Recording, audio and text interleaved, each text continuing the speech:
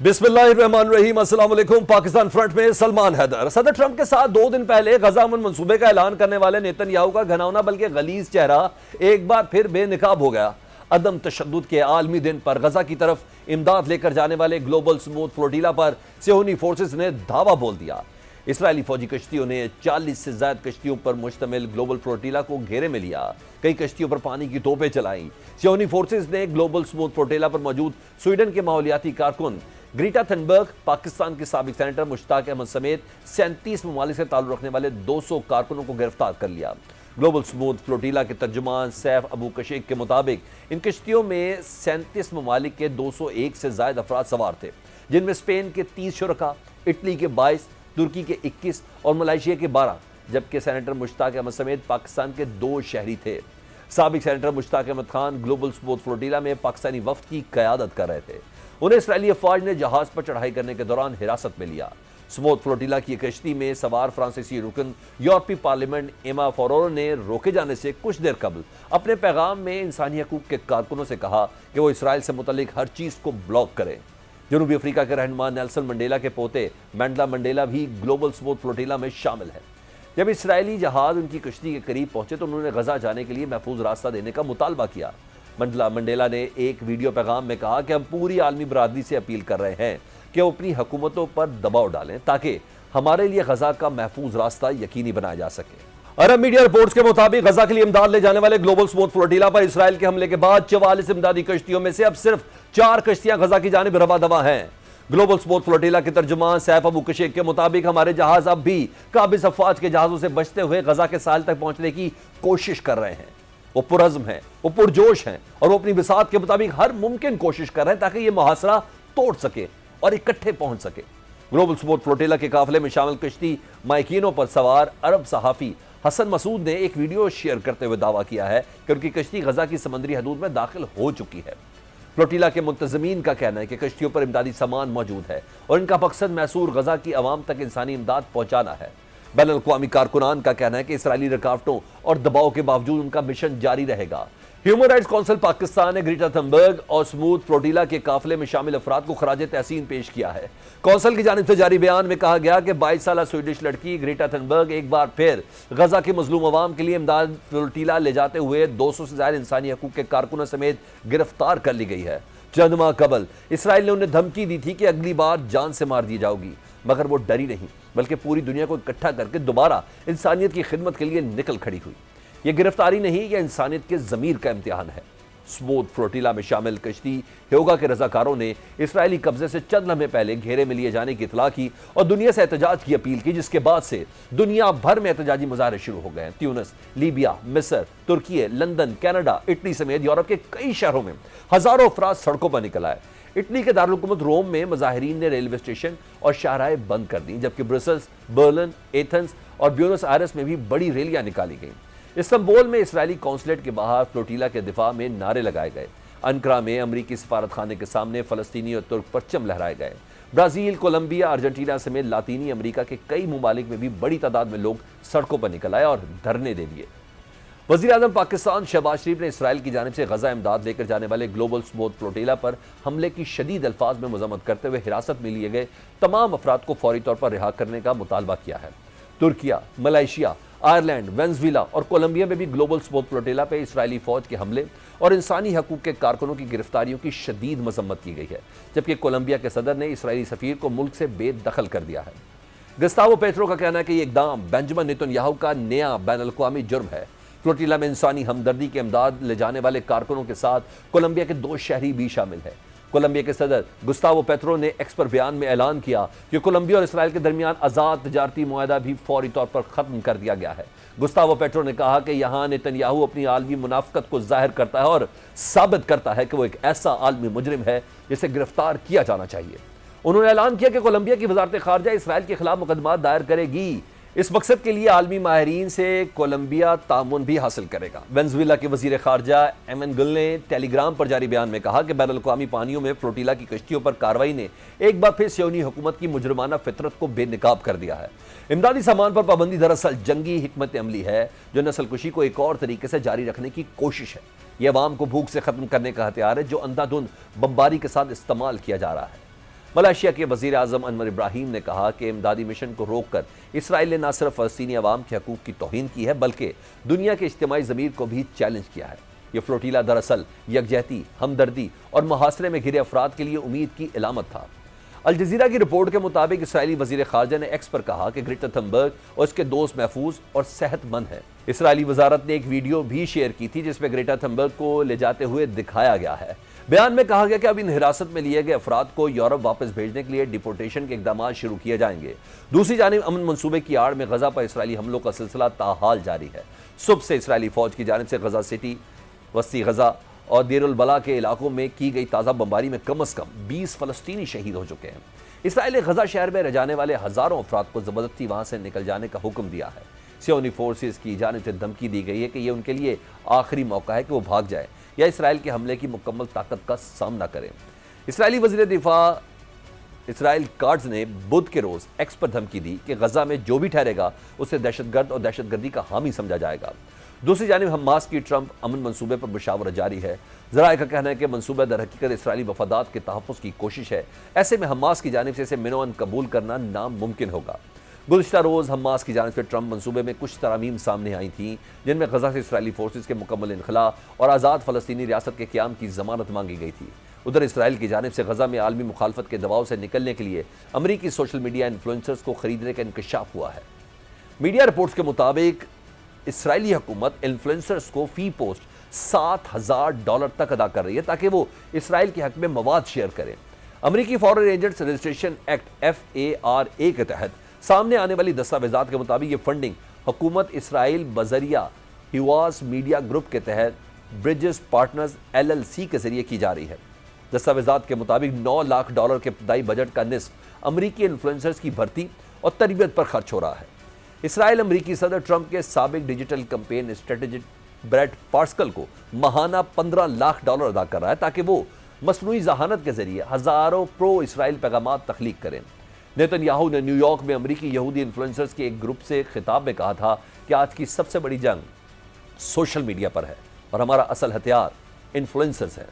Smooth flotilla پر حملے، غزہ میں جاری نسل کشی سے واضح ہو گیا ہے کہ ٹرمپ کے ساتھ کھڑے ہو کر امن منصوبے کا اعلان در حقیقت نیتن یاہو کی چال تھی جس کا مقصد عالمی برادری کے دباؤ سے وقتی طور پر جان چھڑانا تھا۔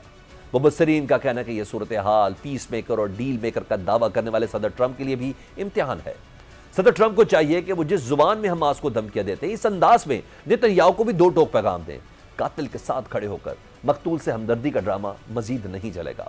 مسلم ممالک کو بھی یہ چاہیے کہ ادھر ٹرمپ پر زور دیں کہ جب تک امن منصوبہ حتمی شکل اختیار نہیں کرتا غزہ میں جاری آگ اور خون کا کھیل بند کیا جائے۔ یہی نہیں، گلوبل سموتھ فلوٹیلا کے علاوہ دیگر ذرائع سے آنے والی امداد کو غزہ میں پہنچانے کے لیے راستہ مہیا کیا جائے۔ اس اہم پیش رفت پر ہمارے ساتھ ہے سابق سفیر آصف درانی صاحب۔ آصف درانی صاحب، عدم تشدد کے عالمی دن پر گلوبل سموتھ فلوٹیلا پر یوں صہیونی فورسز کا دھاوا بولا جانا، اور یہ کوئی جنگی مشن تو تھا نہیں بلکہ اس مشن کا مقصد تھا غزہ کے مظلوموں تک امداد پہنچانا، لیکن حملہ کیا گیا، نیتن یاہو کا مزید گھراؤنا چہرہ بے نقاب ہوا۔ آپ سمجھتے ہیں کہ ٹرمپ کے ساتھ امن معاہدے کی حمایت نیتن یاہو کا محض ایک ڈرامہ تھا، حقیقت میں وہ غزہ جنگ بندی چاہتے ہی نہیں ہے؟ میرے خیال میں فلوٹیلا کا پلان تو بہت پہلے سے بنا ہوا تھا، ٹرمپ پلان سے بہت پہلے کا تھا، اور وہ گواہ بھی تھے، اور لیکن اس میں اسرائیل کی ہٹ درمی تو ہر قدم پہ آپ کو ثابت ہو رہی، اس لیے آپ کو چاہے ٹرمپ پلان ہو یا اسرائیل، ان کے جو عزائم ہیں یا ان کی جو نیت ہے اس پہ یقین کرنا میرے خیال میں اپنے آپ کو دھوکہ دینے کے مطابق ہوگا۔ اور یہ باتیں اب آپ کے سامنے آ رہی ہیں۔ اب جیسے فلوٹیلا ہے اس کے لوگوں کو اریسٹ کر لیا، تو یہ انہوں نے پہلے بھی کیا تھا، بلکہ ایک جو ٹرکش وہ تھا ایک شپ تھا، اس پہ انہوں نے فائرنگ بھی کی تھی، اس میں کچھ جانی اطلاق بھی ہوئے تھے۔ تو اسرائیل کی بروٹیلٹیز تو اب جو ہے وہ ایک ٹیکسٹ بک وہ کیس بن چکی ہے۔ ٹھیک، اچھا درانی صاحب، امپیکٹ کیا کریٹ ہوا؟ 37 ممالک سے تعلق رکھنے والے 200 کارکن اس وقت اسرائیلی فوج کی حراست میں ہیں، یورپ سمیت مختلف ممالک میں احتجاج بھی کیا ہو رہا ہے، کیا عالمی احتجاج کے باعث آپ کو غزہ کی عوام تک امداد پہنچنے کی کوئی راہ نکلتی نظر آ رہی سر؟ دیکھیے، اسرائیل یہ ہر ایسی کوشش کی راہ میں روڑے اٹکائے گا جس میں غزہ کو ریلیف مل سکے، اور اسرائیل کا ہدف یہ ہے کہ غزہ کو خالی کرایا جائے. ان کی بہت حتی الوسع یہ کوشش ہے. یہ فلسطینینز کی ہمت ہے, ان کو داد دینی چاہیے کہ وہ ابھی بھی ڈٹے ہوئے ہیں, باوجود اس کے کہ وہ کھنڈرات میں رہ رہے ہیں. سب ان کے پاس کسی میرے خیال میں جو فلسطینین غزہ کے اندر ہے وہ اس کو ایک نارمل اکاموڈیشن اویلیبل نہیں ہے, اس کے جو ہے نارمل خوراک اویلیبل نہیں ہے, اور اس کو جو ہے موت کا بھی خوف ہے اسرائیلی حملوں سے, اور اس کے ساتھ ہی ساتھ اس کو بھوک کے ذریعے بھی موت کا جو ہے سامنا کرنا پڑ رہا ہے. تو یہ اسرائیل کی بروٹیلٹیز ہیں. اس کے آگے اب جو عالمی رائما ہے اس میں آپ نے دیکھا کہ ویسٹ میں جس طرح کے ڈیمانسٹریشنز ہیں وہ فقید المثال ہیں, اور اس کے مقابلے میں متاسفانہ جو مسلم ممالک ہیں وہاں پہ یہ نہ ہونے کے برابر. بہت شکریہ آصف درانی صاحب, ہم سے بات کر رہے تھے. مزید ڈسکس کر لیتے ہیں سابق سفیر ہیں شاہد کیانی صاحب سے. اچھا شاہد کیانی صاحب, ایک طرف پوری دنیا میں غزہ جنگ رکوانے کے منصوبہ ڈسکس ہو رہا ہے, وہیں اسرائیل اپنی حرکتوں سے باہر. غزہ امداد لے جانے والا جو گلوبل سموتھ فلوٹیلا ہے اس پہ حملہ بھی کیا گیا, کئی گرفتاریاں بھی ہو گئی ہیں. آپ سمجھتے ہیں یہ صدر ٹرمپ کے لیے ایک امتحان ہے کہ کنسنسس کے ساتھ ہو رہا ہے؟ میں پہلے آپ کو یہ بتاؤں کہ جب سے یہ 2 سال سے اوپر ہو گئے ہیں کہ جو غزہ کے اندر جنگ جاری ہے, یہاں پر لوگ اس وقت بات کرتے تھے کہ جی ان کو خوراک پہنچائی جائے, ان کو دوائیاں پہنچائی جائیں. میں ان کے ساتھ ہوں, لیکن پہلے تھوڑا دماغ استعمال اپنا کریں گے. کوئی بچے گا تو کھائے گا نا, کوئی بچے گا تو اس کو دوائیاں پہنچیں گی. سب سے پہلے تو آپ کا جو ہونا چاہیے ایم آبجیکٹو ہونا چاہیے کہ آپ اس جنگ کو بند کروائیں تاکہ پیسفلی یہ ان کو خوراک اور دوائیاں جو بھی ہیں پہنچی جائیں. یہ تو سب سے بڑی ضروری. اس پر کوئی ایمفیسس نہیں ہے, بات ہوتی ہے لیکن خاموشی ہو جاتی ہے. ارے ممالک بھی بس میں کیا کہوں, وہ ایک میک بلیو سی وہ اپنی سپورٹ دیتے ہیں. تو جو غزہ کے لوگ ان سے تو کسی نے پوچھا نہیں. ابھی کہتے ہیں جی کہ فلسطین کو وہ ریکگنائز کرنا, اس کی اہمیت ان لوگوں کے لیے کیا ہے جو بیچارے اپنی جان کی بازی لگائی ہوئی ہے. کئی ایک ایسٹیمیٹ کے مطابق 1.5 لاکھ غزہ میں فلسطینی مارے جا چکے ہیں. یہ ایک اپنی طرف ہے بہت بڑا المیہ ہے. یہ جو ویسٹرن کنٹریز کی ہیومن رائٹس کے ہم یہ کرتے ہیں وہ بالکل اب اٹ از ان دا ڈول ڈرمس. اب آ جائیں فلوٹیلا پہ. فلوٹیلا کو پتہ نہیں جی بہت سارے جہاز ہیں جو خوراک لے کر آ رہے ہیں, اس میں دوائیاں بھی ہوں گی, خوراک بھی ہوگا, اور اس کے اندر جو لوگ بیٹھے ہوئے ہیں نا وہ عام لوگ نہیں ہیں. ایک تھرنبرگ جو لیڈی ہے جو کلائمیٹ چینج کے لیے اس نے بڑا کام کیا ہے, اور بھی بڑے امپورٹنٹ لوگ ہیں. ان میں ہیومینیٹیرین ایسپیکٹ میں وہ بڑے ایکسپیرینس, ان کو پتا ہے کہ وہاں جا کر انہیں کرنا کیا ہے, کس کو دوائیاں دینی ہے, کس کو خوراک دینی ہے, کیا کرنا ہے. انہیں اپنا ہوم ورک کیا ہوا ہے. سب سے بڑا ظلم یہ ہے کہ وہ انٹرنیشنل واٹرز ہیں وہ غزہ کا حصہ ہے, وہاں پر ان کو انہوں نے پہلے ہی روک لیا اور اب باقی کو بھی روکیں گے. اور قید کر لیا, لے کے جا رہے ہیں اور کہتے ہیں کہ ہم آپ کو رپورٹ کریں گے.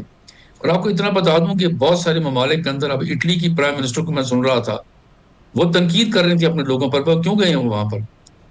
وہ یہ خیال نہیں کرتی, الیکٹڈ لیڈی ہیں, کہ ان کے ملک کے اندر اس وقت ڈیمونسٹریشنز ہو رہی ہیں. بہت سارے ملکوں میں یہ ڈیمونسٹریشنز ہو رہی ہیں. وہ تنقید کر رہے ہیں کہ یہ ہو کیا رہا ہے بھائی, کہ آپ خوراک اور دوائیاں جو پہنچانے کی یہ جو ایک مہم میں لوگ نکل آئے ہیں, جان کی بازی لگا دی. لیٹ می بی آنیسٹ, ان کو جانے کیوں نہیں دے رہے آپ, ان کا حق ہے. اور یونائٹڈ نیشن ہیومن رائٹس جو ہے وہ والے بھی بول رہے ہیں, لیکن کوئی نہ اسرائیل اس پہ سن رہا ہے, امریکہ بھی خاموش ہے. میں بھی وزیر اعظم برطانیہ کو سن رہا تھا کہ انہوں نے پڑھ ہلکی پھلکی کہ جی وہ یہ نہ کریں. بھائی میرے انگریزی میں کہتے spare the rod spoil the child. آپ نے اسرائیل کو اتنا خراب کر دیا ہے, یہاں تک آپ نے اس کو اسپوائل کیا ہوا ہے کہ وہ جو دل میں آتا ہے وہ کر رہا ہے. اندازہ آپ لگائیں, جنگ بند نہیں ہو رہی. اس سے پہلے وہ جو ٹرمپ صاحب نے ایک selected heads of Muslim countries کے ساتھ جو بات چیت کی, جو اگریمنٹ کیا, اس کو انہوں نے چینج کر دیا. تو ہر چیز وہ ہو رہی ہے جو اسرائیل چاہتا ہے وہ کرے گا. آپ مجھے بتائیں کہ چلیں جو ریکگنیشن آف فلسطین ہے یا فلسطین بنے گا جب بنے گا, وہ اپنی جگہ پر ہے. یار ان لوگوں کا جو غزہ کے اندر پھنسے ہوئے ہیں, جو بیچارے غریب جان کی بازی لگا رہے ہیں, 1.5 لاکھ مر چکے ہیں, ان کا حق نہیں پہنچتا کہ ان کو خوراک دی جائے, ان کو دوائیاں دی جائیں. اس میں کون سی ادھر معاملہ اور بھی سیاست ہے؟ ڈیفرنٹ ہو گیا نا. دیکھیں میں ایک آپ بات کروں، اسموتھ فلوٹیلا کا اگر متعلق تو ہم بات ہی کر رہے ہیں. جی ہم میں اسموتھ ایک بات فلوٹیلا ختم پر تو کر دوں. بات کریں، ادھر دوسرے اگر آسپیکٹس بھی ہے اسرائیل نا کو، سر. جی ایک صرف اسموتھ فلوٹیلا غزہ میں امداد والا معاملہ نہیں ہے، سوشل میڈیا انفلوئنسرز کو بھی خریدنے کا انکشاف ہوا ہے کہ کسی طریقے سے اسرائیل کے خلاف کوئی ایسا بیانیہ نہ بن سکے. میں ایک بات کہنا چاہتا ہوں، کیونکہ میں ایک ریئلسٹ ہوں. کیونکہ اسرائیل نے، اگر آپ وہ نقشہ دیکھیں تو ہر طرف سے گھیرا ہوا ہے. اگر ان کو شک ہے اسرائیلی کو کوئی، کہ میں کیونکہ ریئلسٹ ہوں، تو یہ جو بڑے ممالک ہیں وہ کہیں اچھا جی ایسا کریں، آپ جو سامان آ رہا ہے اس کو چیک کر لیں، جانے دیں. کم از کم یہ ایک بیلنس اسٹرائک کریں کہ ہاں جی اچھا جی آپ سمجھتے ہیں اس میں ہتھیار چلے جائیں گے، تو یار ان کو چیک کر لیں اور جانے دیں. یہ ارجنسی ہے. اس وقت لوگوں کی جانیں جو ہیں وہ داؤ پہ لگی ہوئی ہیں. کئی بیچارے دوائیوں کا انتظار کریں، خوراک کا انتظار کریں. ابھی آپ یقین کریں، آپ ٹی وی کے اوپر ان چینل پہ آپ دیکھ نہیں سکتے، آپ کا دل دکھتا ہے. یہ اس کا جواب دے کون ہوگا مجھے بتائیں آپ یار.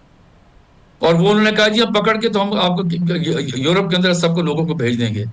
آج دیکھیں ایک چھوٹا سا ملک ہے کولمبیا، اس نے تعلقات توڑ لی، اس نے سب ڈپلومیٹ چکا ہے اسرائیل کے، نکلو یہاں سے آپ.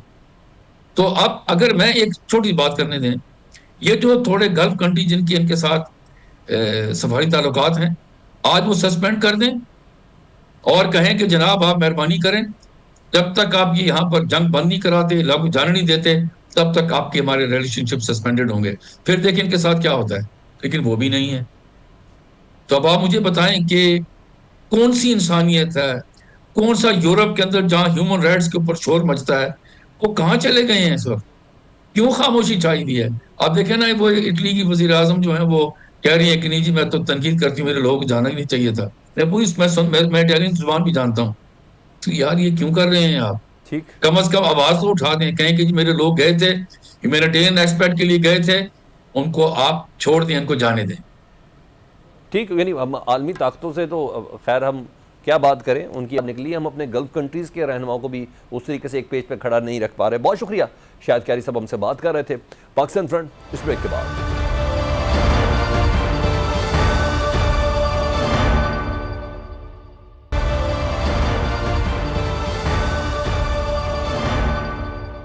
وزیر اعظم شہباز شریف کا آزاد کشمیر میں ناخوشگوار واقعات پر بڑا قدم. وزیر اعظم آزاد کشمیر چودھری انوار، رانا ثناء اللہ، طارق فضل چودھری، احسن اقبال، سردار یوسف، پیپلز پارٹی کا رہنما راجہ پرویز اشرف اور قمر زمان کارا پر مشتمل مذاکراتی کمیٹی تشکیل دے دی.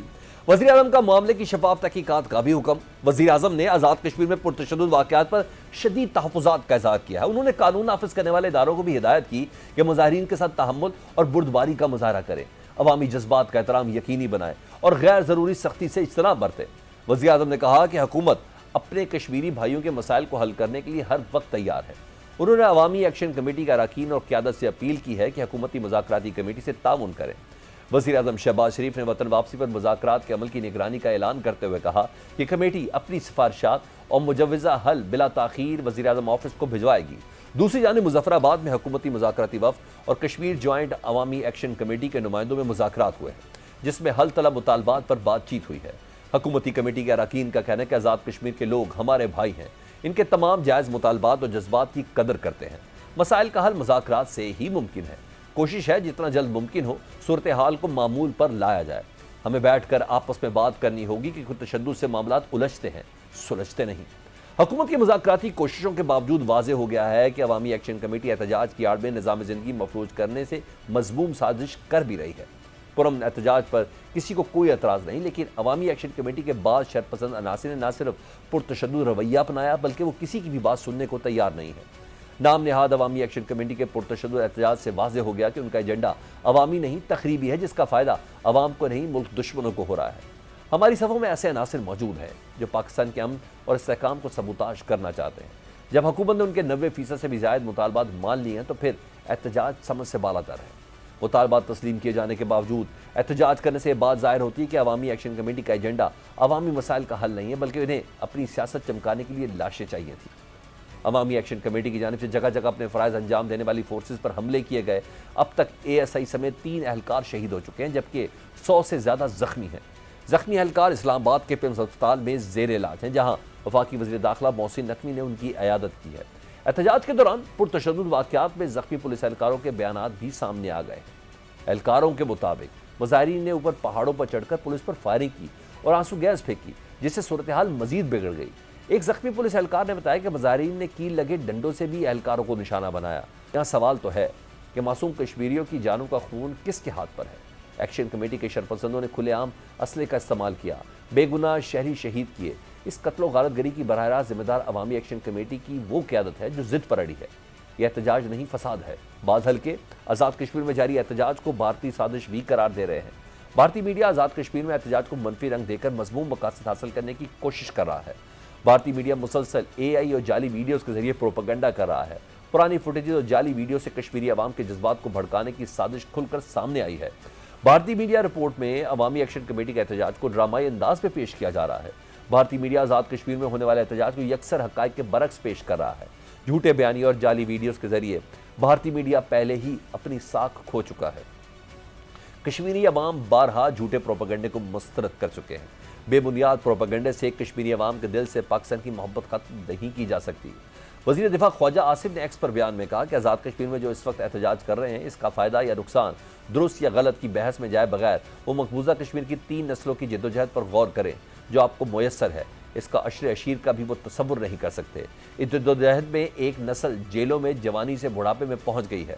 وہ کشمیر کی آزادی کی تاریخ اپنے خون سے لکھ رہے ہیں، پھانسی چڑھ گئے، سینے پر گولیاں کھائیں اور پاکستان سے محبت کی ہر روز قیمت ادا کرتے ہیں۔ خواجہ آصف نے کہا کہ پاکستان فوج نے جو جنگ کشمیر کی آزادی کے لیے لڑی، اسے جانے قربان کرنے والے پنجابی، پختون، بلوچ، سندھی، گلگتی اور بلتی سب شامل تھے۔ پاکستان نے اپنا وجود کشمیر کی آزادی کے لیے داؤ پر لگایا ہے اور لگائیں گے، یہ ہمارے ایمان کا جز ہے۔ مبصرین نے آزاد کشمیر میں جاری بحران کے تناظر میں وزیر اعظم کی جانب سے اعلیٰ سطح پر ایک بااختیار کمیٹی کے قیام اور مذاکرات کی پیشکش کو ایک نہایت دانشمندانہ اقدام اور بروقت فیصلہ قرار دیا ہے۔ مبصرین کہتے ہیں کہ اس نوعیت کی مذاکرات سے موجودہ بحران کے حل کی راہ ہموار ہو سکتی ہے۔ تجزیہ کاروں کا کہنا ہے کہ اب حالات کو سنبھالنے اور معاملے کو درست سمت میں آگے بڑھانے کی اصل ذمہ داری جوائنٹ عوامی ایکشن کمیٹی پر عائد ہوتی ہے۔ اگر کمیٹی نے وزیر اعظم کی اس مثبت پیشکش کو قبول نہ کیا تو اس پہ کوئی شک باقی نہیں رہے گا کہ قیادت کا ایجنڈا دراصل کچھ اور ہے۔ تجزیہ کاروں کا کہنا ہے کہ عوام لاشوں کی سیاست کرنے والے ایکشن کمیٹی کے نمائندوں کو اچھی طرح پہچان لیں۔ اس انتشار کا فائدہ صرف اور صرف بھارت کو ہو رہا ہے۔ دشمن کو خوش کرنے والے عوام کے خیر خواہ نہیں ہو سکتے۔ عوامی ایکشن کمیٹی کی ہڑتال سے کشمیر کاز عالمی سطح پر کمزور ہوا ہے۔ عوامی ایکشن کمیٹی بھارتی ایجنڈے کو تقویت دے رہی ہے۔ یاد رکھیں، یہ وقت تقسیم کا نہیں ہے، متحد ہونے اور دشمن کو بھرپور جواب دینے کا ہے۔ اس اہم معاملے پر بات کر لیتے ہیں سابق وزیر اطلاعات آزاد کشمیر مشتاق منہاج صاحب سے۔ مشتاق منہاج صاحب، کشمیر میں جو احتجاج ہو رہا ہے اس پر حکومت نے مظاہرین کے 90% مطالبات مان لی ہیں، لیکن پھر بھی احتجاج جاری ہے۔ اس کی کیا وجہ ہے اور کیا یہ مظاہرین بھارت کے ہاتھوں استعمال تو نہیں ہو رہے؟ جی بہت شکریہ۔ یہ بات کہنا کہ 90% مطالبات مان لیے ہیں، یہ کسی حد تک درست ہے، لیکن جو وہاں پر سچویشن ہے کہ جو 2 اہم باتیں ہیں جس پہ ڈیڈ لاک ہوا ہے، اس میں ایک مہاجرین کی نشستیں ہیں اور پھر جو ان کا یہ کہنا ہے کہ جو حکمران لوگ ہیں یا جو کیبنٹ کے لوگ ہیں، پرائم منسٹر ان کی جو امرات ہیں، ان کا خاتمہ ہے۔ یہ دونوں چیزیں اسمبلی سے وابستہ ہیں اور ان کا جب ڈاکٹر طارق فضل چودھری صاحب والی جو کمیٹی تھی، اس کمیٹی کے ساتھ تقریباً جتنے بھی ان کی 38 اپنی چارٹر آف ڈیمانڈ پیش کیے گئے تھے، ان میں سے تقریباً موسٹلی کے اوپر اتفاق رائے ہو گیا تھا۔ لیکن مہاجرین کی نشستیں چونکہ اسمبلی کے قانون سازی سے متعلق ہیں، آئین سازی سے متعلق ہیں، تو اس لیے اس کے اوپر ایک ڈیڈ لاک آیا۔ تو ابھی دوبارہ پرائم منسٹر سے بات کی گئی ہے، پرائم منسٹر پاکستان سے میاں شہباز شریف صاحب سے، اور وہ خود اس عمل کی نگرانی کر رہے ہیں۔ انہوں نے ایک نسبتاً بڑا ڈیلیگیشن ایکسٹینڈ کیا ہے جس میں رانا ثناء اللہ صاحب کو بھی شامل کیا گیا، اسی طرح سابق صدر ہیں آزاد جموں کشمیر کے سردار مسعود خان صاحب کو بھی لیا گیا، سردار یوسف صاحب کو بھی لیا گیا۔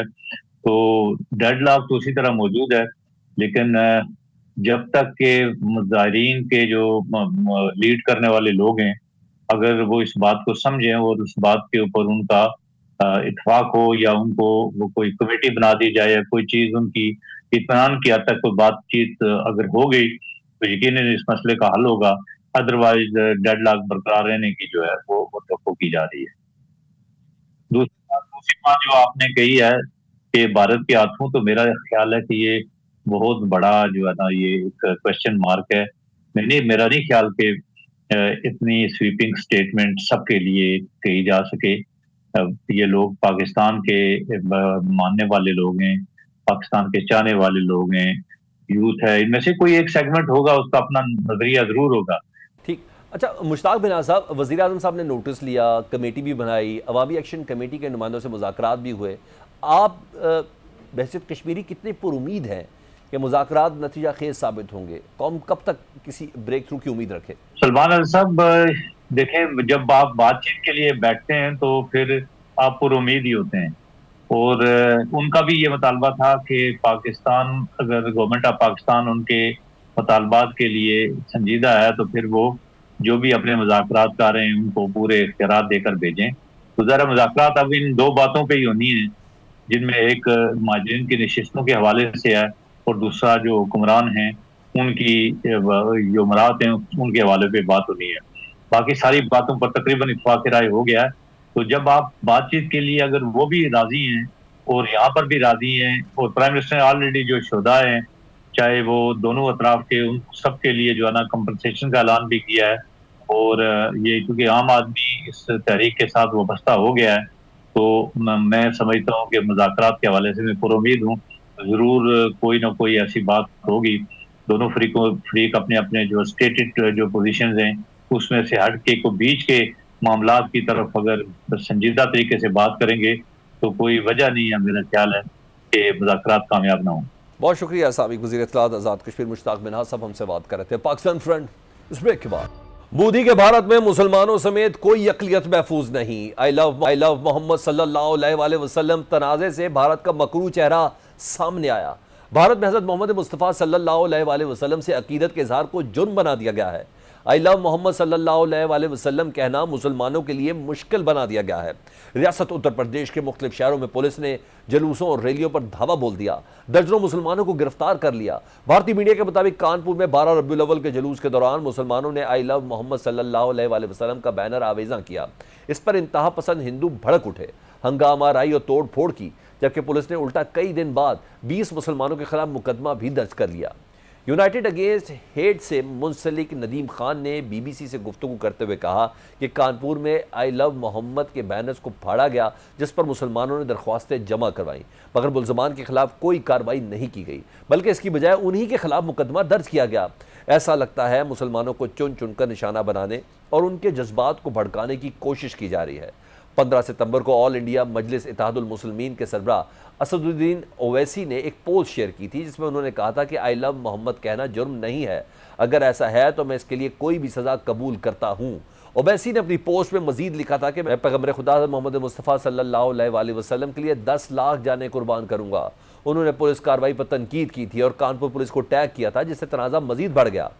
بھارت کی ریاست اتر پردیش کے شہر کانپور میں شروع ہونے والا آئی لو محمد صلی اللہ علیہ وآلہ وسلم سے متعلق احتجاج اب کئی ریاستوں میں پھیل چکا ہے, جس نے مسلم کمیونٹی میں مظاہروں اور جلوسوں کی صورت اختیار کر لی ہے. بھارتی اخبار انڈیا ٹوڈے کی رپورٹ کے مطابق اتر پردیش, اتراکھنڈ, تلنگانہ اور مہاراشٹرا کے شہروں جیسے اناؤ, بریلی, کوشامبی, لکھن, مہاراج گنج, کشی پور اور حیدرآباد میں اس تنازع کے باعث ریلیاں اور گلی کوچوں میں احتجاج ہوئے, جن میں بعض مقامات پر پولیس کے ساتھ جھڑپیں بھی ہوئی. رائے بریلی میں اعلیٰ حضرت درگاہ اور اتحاد ملت کونسل کے سربراہ مولانا توقیر رضا خان کی رہائش گاہ کے باہر آئی لو محمد صلی اللہ علیہ وآلہ وسلم ریلی نکالی گئی, جسے روکنے کے لیے پولیس نے لاٹھی چارج کیا اور متعدد افراد کو گرفتار کر لیا. اسی طرح سہارنپور میں جمعے کی نماز کے بعد نکلنے والی ریلی بھی پولیس تشدد کی نظر ہو گئی. کئی مظاہرین کو حراست میں لیا گیا اور احتجاج کو طاقت کے ذریعے دبانے کی کوشش کی گئی. اتراکھنڈ کے علاقے کاشی پور میں مسلمانوں نے اتوار کی شام آئی لو محمد والے بینرز کے ساتھ ایک جلوس نکالا اور اس موقع پر مظاہرین اور پولیس میں جھڑپیں بھی ہوئیں. علی گڑھ مسلم یونیورسٹی کے طلباء یونین کے سابق صدر فیض الحسن نے بی بی سی کو بتایا کہ ہم نے ابتدائی ایف آئی آر کے اندراج کے خلاف پرامن مارچ کیا, جس میں کوئی نعرہ نہیں لگایا گیا اور نہ ہی کوئی قانون توڑا گیا. ہمیں بعد بھی معلوم ہوا کہ ہمارے خلاف مقدمہ درج کیا گیا ہے. فیض الحسن کہتے ہیں کہ مسلمان پیغمبر خدا حضرت محمد مصطفیٰ صلی اللہ علیہ وآلہ وسلم سے محبت کرتے ہیں. ہمیں اپنے رسول سے محبت کا اظہار کرنے پر نشانہ بنایا جا رہا ہے. انڈیا کی مسلم تنظیموں نے الزام عائد کیا ہے کہ پولیس مسلمانوں کو ان کے مذہبی آزادی کے اظہار کی پاداش میں نشانہ بنا رہی ہے. لکھنؤ میں کئی خواتین نے ریاستی اسمبلی کے سامنے آئی لو محمد کا بینر اٹھا کر احتجاج کیا. ان خواتین کی قیادت سماجوادی پارٹی کی لیڈر اور نامور شاعر منور رانا کی بیٹی سمیہ رانا نے کی۔ سمیہ نے کہا کہ جب مسلمانوں کے خلاف اشتعال انگیز تقاریر کی جاتی ہے تو کوئی مقدمہ درج نہیں کیا جاتا، جب مسلمان اپنے آئینی حقوق کے تحت اپنے مذہبی خیالات کا اظہار کرتے ہیں تو FIR درج کی جاتی ہے۔ یہ مسلمانوں کے مذہبی اظہار اور جذبات کو دبانے کی کوششیں ہیں جنہیں برداشت نہیں کیا جائے گا۔ ادھر بھوپال، ممبئی اور دیگر شہروں میں مسلمانوں نے عقیدت رسول صلی اللہ علیہ وآلہ وسلم کے اظہار کے لیے جلوس نکالے، جن میں بڑی تعداد میں لوگ شریک ہوئے۔ ان مظاہروں نے بھارت میں مذہبی آزادی اور مسلمانوں کے خلاف بڑھتی ہوئی ریاستی سختیوں پر سنگین سوالات کھڑے کر دیے ہیں۔ کہیں عقیدوں پر حملے ہیں تو کہیں معیشت پر۔ امریکہ میں شٹ ڈاؤن کی سیاست سے بے روزگاری کے طوفان کا خطرہ ہے۔ صدر ٹرمپ نے شٹ ڈاؤن کی آڑ میں 3 لاکھ وفاقی ملازمین سے جان چھڑانے کا پلان بنا لیا ہے۔ شٹ ڈاؤن سے امریکی فضائی سفر متاثر اور سائنسی تحقیق معطل ہو گئی ہے۔ اہم محکمے بند ہونے سے امریکی فوجیوں کو تنخواہوں کی ادائیگی بھی رک گئی ہے۔ یوں 7,50,000 وفاقی ملازمین کو تنخواہ کے بغیر جبری رخصت پر بھیج دیا گیا ہے۔ رائٹرز رپورٹ کرتا ہے کہ ٹرمپ انتظامیہ نے ڈیموکریٹک جھکاؤ رکھنے والی ریاستوں کے لیے $26 ارب منجمد کر دیے ہیں۔ نشانہ بننے والے پروگرامز میں نیو یارک، جہاں کانگریس کے دونوں اعلیٰ ڈیموکریٹ رہتے ہیں، کے ٹرانزٹ منصوبوں کے لیے $18 ارب شامل ہیں۔ کیلیفورنیا، الینوائے سمیت 16 ڈیموکریٹک ریاستوں میں گرین انرجی منصوبوں کے لیے $8 ارب کے فنڈز بھی منجمد کر دیے گئے ہیں۔ ریپبلکن سینیٹر تھام ٹیلس نے ٹرمپ انتظامیہ کی فنڈز روکنے کی پالیسی پر تحفظات کا اظہار کیا ہے۔ تھام ٹیلس کا کہنا ہے کہ انہیں تشویش ہے کہ نیو یارک کے لیے انفراسٹرکچر فنڈز روکنے سے کانگریس کے لیے شٹ ڈاؤن ختم کرنا مزید مشکل ہو سکتا ہے۔ کئی سرکاری ایجنسیوں نے اپنی ویب سائٹ پر یہ نوٹس بھی جاری کیا ہے کہ شٹ ڈاؤن کا ذمہ دار ریڈیکل لیفٹ ہے، جو ممکنہ طور پر ہیج ایکٹ کے خلاف ورزی ہے، جو سرکاری خدمات کو سیاست سے دور رکھنے کے لیے بنایا گیا ہے۔ صدر ٹرمپ نے ٹروتھ سوشل پر پیغام میں لکھا کہ ڈیموکریٹ کی جانب سے جبری بندش کے اس موقع کو ریپبلکنز فراڈ اور بدعنوانی روکنے کے لیے ضرور استعمال کریں۔ اس سے اربوں ڈالر بچائے جا سکتے ہیں۔ نائب صدر JD وینس نے خبردار کیا کہ اگر شٹ ڈاؤن چند دنوں سے زیادہ طویل ہوا تو انتظامیہ وفاقی ملازمین کو برخاست کرنے کی مہم کو بڑھا سکتی ہے۔ وینس نے وائٹ ہاؤس کی بریفنگ میں کہا کہ اگر شٹ ڈاؤن چند دنوں سے زیادہ طویل ہوا تو انتظامیہ کو مزید برطرفیوں پر مجبور ہونا پڑے گا، جو دسمبر تک 3 لاکھ کی تعداد میں پہنچ جائیں گی۔ ماضی کے شٹ ڈاؤنز میں مستقل برطرفیاں نہیں ہوئیں۔ امریکی پیٹنٹ اور ٹریڈ مارک آفس نے ایک داخلی خط کے مطابق کہا ہے کہ وہ اپنے 14,000 ملازمین سے 1% کو فارغ کرے گا۔ امریکی نیوز ویب سائٹ ایکسیوس کے مطابق آفس آف مینجمنٹ اور بجٹ کے ڈائریکٹر رسل وارڈ کا کہنا ہے کہ ٹرمپ انتظامیہ 1 یا 2 دن میں وفاقی کارکنوں کو برطرف کرنا شروع بھی کر دے گی۔ مبصرین یہ بھی بتا رہے ہیں کہ اقدامات واضح کرتے ہیں کہ ٹرمپ اپنے اس وعدے کو پورا کرنے جا رہے ہیں کہ وہ شٹ ڈاؤن کا فائدہ اٹھا کر اپنے سیاسی مخالفین کو سزا دیں گے اور $7 کھرب کے وفاقی بجٹ پر اپنا کنٹرول بڑھائیں گے۔ حالانکہ امریکی آئین کے تحت یہ کانگریس کا اختیار ہے۔ ایوان نمائندگان کے ڈیموکریٹک لیڈر حکیم جیفریز نے کہا کہ نیو یارک میں سب وے اور بندرگاہ کے منصوبوں کے لیے فنڈز روکنے سے ہزاروں لوگ بے روزگار ہو جائیں گے۔ نیو یارک سے تعلق رکھنے والے سینیٹ کے ڈیموکریٹک لیڈر چک شومر نے کہا کہ ٹرمپ عام امریکیوں کو ذاتی مقاصد کے لیے نشانہ بنا رہے ہیں۔ وہ امریکی عوام کو مہرے کے طور پر استعمال کر رہے ہیں اور ملک پر دباؤ ڈال کر بلیک میل کر رہے ہیں۔ دونوں جماعتوں ایک دوسرے پر الزام لگا رہی ہیں تاکہ 2026 کے وسط مدتی انتخابات میں برتری حاصل کی جا سکے۔ ایکسیوس کے مطابق اگرچہ محکمہ خارجہ کی ویب سائٹ نے ابتدائی طور پر فنڈنگ میں خرابی کی وجہ سے محدود اپڈیٹس کے بارے میں ایک عام پیغام دیا، لیکن بدھ کے روز اسے ڈیموکریٹ کی زیر قیادت شٹ ڈاؤن کا ذمہ دار ٹھہرایا گیا۔ وائٹ ہاؤس میں ایک ویب سائٹ پیج چلا رہا ہے جس میں شٹ ڈاؤن کلاک کے الفاظ کے اوپر ٹک ٹک ہے۔ ڈیموکریٹک نے حکومت کو بند کر دیا ہے۔ اسمال بزنس ایڈمنسٹریشن کی ویب سائٹ نے جمعرات کو ایک پیغام ڈسپلے کیا جس میں ڈیموکریٹس کو شٹ ڈاؤن کا ذمہ دار ٹھہرایا گیا، جس میں کہا گیا کہ SBA کو امریکہ کے 36 ملین چھوٹے کاروباروں کی خدمت کرنے سے روک رہا ہے۔ صدر ٹرمپ کے پچھلے دور میں شٹ ڈاؤن 35 روز تک چلا تھا، جو امریکی تاریخ کا طویل ترین شٹ ڈاؤن تھا۔ اب دیکھنا یہ ہے کہ ٹرمپ اپنے سیاسی عزائم اور معاشی ایجنڈے کو پورا کرنے کے لیے اس شٹ ڈاؤن کو کس حد تک کھینچتے ہیں۔ معیشت کے حوالے سے امریکن اکانومی کو اتنا بڑا چیلنج ہونے جا رہا ہے۔ سینئر صحافی ہیں، واشنگٹن بیس ہیں، اسفر امام صاحب، ان سے بات کرتے ہیں۔ اسفر صاحب، شٹ ڈاؤن سے متعلق اس وقت امریکہ میں کیا صورتحال ہے؟ کیا عوام پریشان ہے؟ کیونکہ صدر ٹرمپ شٹ ڈاؤن کی آڑ میں بتایا جا رہا ہے کہ 3 لاکھ وفاقی ملازمین سے جان بھی چھڑوانا چاہتے ہیں۔ عوام کیا کہہ رہی ہے؟